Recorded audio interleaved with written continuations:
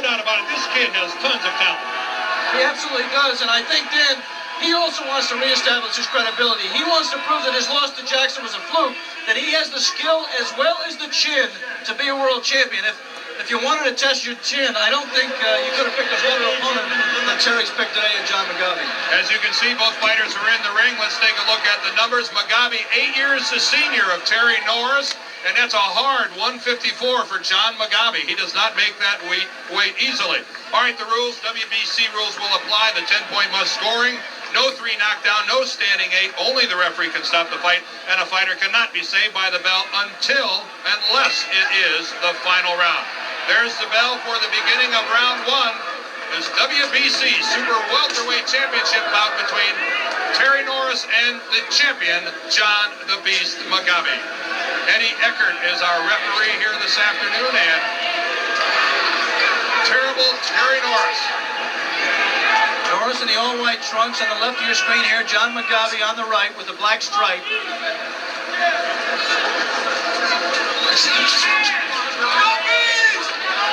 Both fighters fighting out of the conventional stance, and Terry Norris wisely not wading right in, testing John Mugabi early. It behooves Norris to dance and box and use his skills as much as he can. Norris and Mugabi is staggered. John Mugabi goes down. On left from Terry Norris drops John Mugabi. Mugabi is up and on Clear Street. Oh, this crowd is stunned. John Mugabi dropped his mouthpiece. Here's where Mugabi will need all the experience he has. Can he hang on?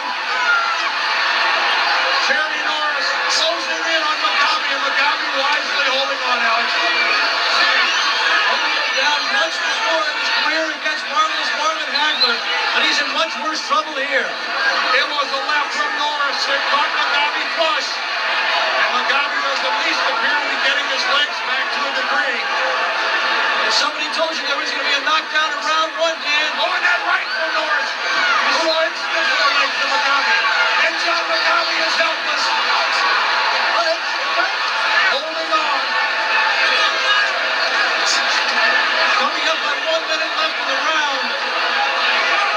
There is no 3 knockdown rule, and there is no standing 8 count. It looked like the referee could have given a standing 8 count there, but there is not in the WBC. It is John Mugabi that has a track record of coming out of the blocks in a hurry. But this round is all Terry Norris. And now for Mugabi, it's just a question, can he survive? And we should say that Terry Norris should be careful because he can still win punches. 2 good left hooks from Mugabi, but Norris comes right back. This is clearly a pro-Mugabi crowd. John lived here in Tampa for a number of years. Oh, and that right from Norris. John Mugabi will not get up. Terry Norris with the right finishes it here in round 1.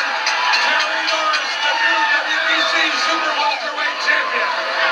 When he first fought for the title, he was the victim of a second round knockout. Today, the most feared puncher perhaps in boxing, the victim. John Mugabi still on the canvas. The official time, 2 minutes and 47 seconds of the first round. And John Mugabi up against the ropes. The first punch, Alex, that left, and then it was the last one was a right. I started to say during the round, if somebody told you there was going to be a first round knockout in this fight, who would have ever believed that the victim was going to be John Mugabi? Well, we are the beneficiaries and respect of this early knockout. That's because we're going to bring you next the IBF WBC Junior Welterweight Championship. That from Las Vegas. That's Julio Cesar Chavez and Meldrick Taylor. So we'll be back here to Tampa in a moment.